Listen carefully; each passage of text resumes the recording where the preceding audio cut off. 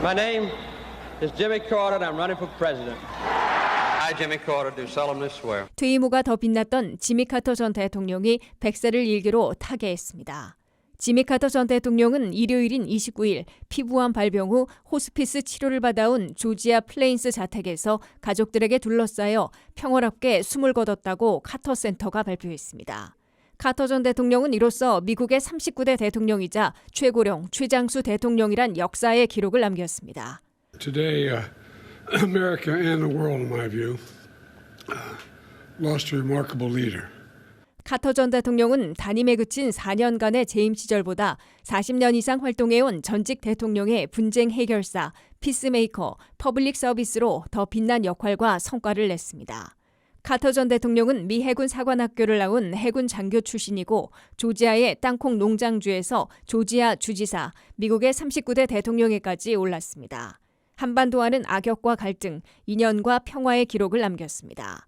박정희 대통령 시절 주한미군 철수와 인권 외교로 최악의 정상회담으로 갈등을 빚었고 박 대통령 시해 사건 후 개인 감정을 앞세웠기 때문인 듯 그의 인권 외교 기조와는 상반되게 전두환 신군부를 용인했습니다. 그러다가 퇴임하며 후임자인 로널드 레이건 대통령에게 김대중 구명을 강력히 요청해 결국 관철해 내기도 했습니다.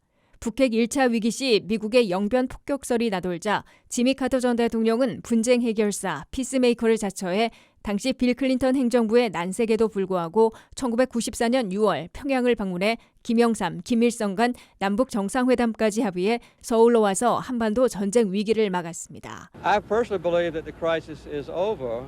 The next step, obviously, is to make sure that the agreements that were worked out between me and him are carried out. 그 후 두 차례 더 방북했으나 김정일의 면담 거부로 모욕을 당했으며 미국에선 트럼프 1기 행정부 출범 이후 트럼프 김정은 간 직거래로 더 이상 한반도를 위한 역할은 하지 못했습니다.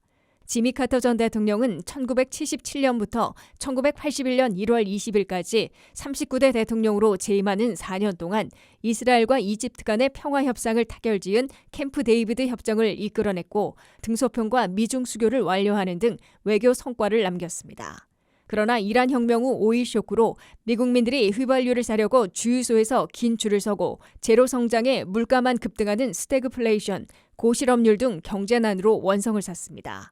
게다가 79년 11월에는 이란의 수도 테헤란에 있는 미국 대사관이 습격을 당해 대사관 직원 52명이 자신의 퇴임하는 날까지 444일간이나 인질로 잡혀있던 사건으로 허약하고 비효율적인 단임 대통령의 꼬리를 달고 있었습니다.